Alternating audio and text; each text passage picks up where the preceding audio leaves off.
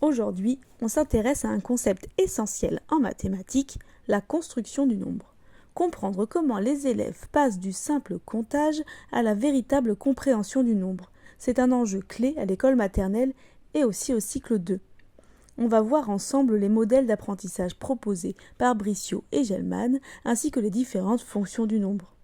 L'objectif, c'est de mieux comprendre comment l'enfant construit le sens du nombre et comment l'enseignement peut l'accompagner dans cette progression.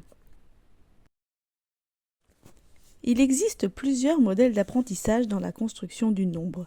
Tout d'abord, regardons celui de Remy Bricio. Il définit deux types de comptage. Le comptage numérotage, qui consiste à compter les éléments d'une collection en les pointant un par un en récitant la suite numérique.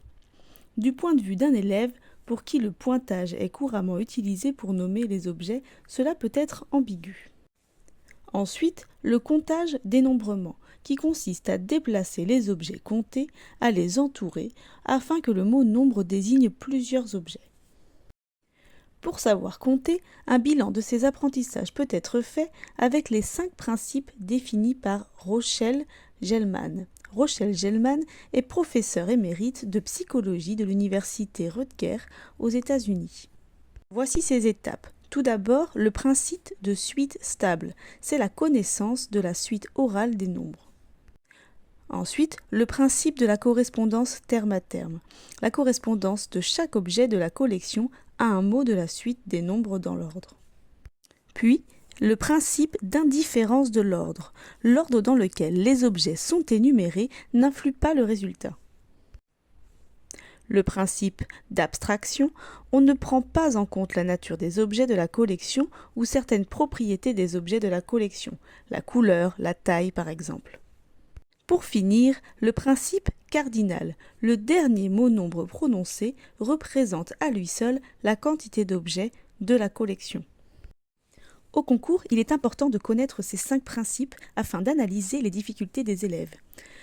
Une question du jury qui peut y référer est par exemple celle-ci. Si un élève se trompe en comptant, comment peut-on rechercher les principes qu'il ne maîtrise pas ? L'élève va devoir construire le nombre pour exprimer des quantités. Dans les textes officiels, il est noté que le nombre, en tant qu'outil de mesure de la quantité, est stabilisé quand l'enfant peut l'associer à une collection, quelle qu'en soit la nature, la taille des éléments et l'espace occupé. 5 permet indistinctement de désigner 5 fourmis, 5 cubes ou 5 éléphants, ou encore une collection de 5 objets différents les uns des autres. Plusieurs activités vont permettre cette construction. Tout d'abord, comparer 2 collections selon la quantité. Les procédures de comparaison sont nombreuses au cycle 1 et dépendent du champ numérique, mais aussi du type de collection proposée. Elles se rencontrent progressivement. Les différentes procédures de comparaison sont les suivantes.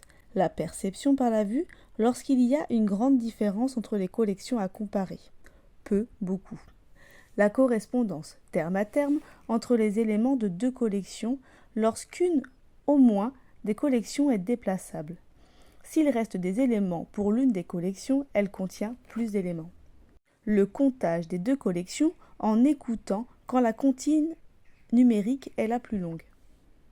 Le comptage de 2 collections en retrouvant l'écriture chiffrée des cardinaux sur la bande numérique. Celle qui est la plus loin correspond au cardinal le plus grand.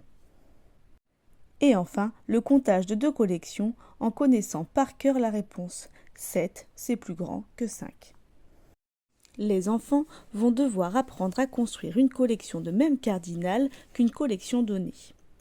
La consigne typique pour cette situation est de demander d'aller chercher juste ce qu'il faut, par exemple de robes pour habiller les poupées, de fourchettes pour mettre la table, ou encore de dés pour jouer à un jeu. Ensuite, l'élève va devoir savoir composer et décomposer des petits nombres. Jusqu'à 4 ans, le champ numérique est très progressif. Il s'agit d'abord de distinguer 1 et 2 et de comprendre que 2, c'est 1 plus 1. Puis de construire les quantités 3 et 4 à partir des quantités déjà connues. Nous pourrons ensuite voir que le nombre peut désigner aussi un rang ou une position. Et en dernier lieu, il peut utiliser le nombre pour résoudre des problèmes.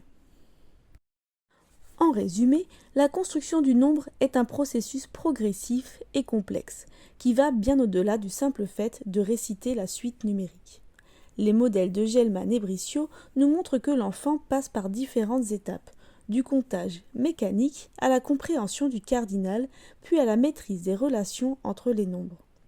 Comprendre les différentes fonctions du nombre pour désigner, comparer, ordonner ou résoudre permet à l'enseignant d'adapter ses situations d'apprentissage et d'accompagner chaque élève dans cette construction. Pour le futur professeur des écoles, c'est un enjeu central du CRPE, savoir expliquer comment le nombre se construit et comment l'enseignement favorise cette construction est une compétence clé à maîtriser. Si cette vidéo t'a plu, pense à mettre un like et à t'abonner à la chaîne pour ne rien rater. Tu trouveras la fiche complète en description. À bientôt pour de nouvelles fiches de révision.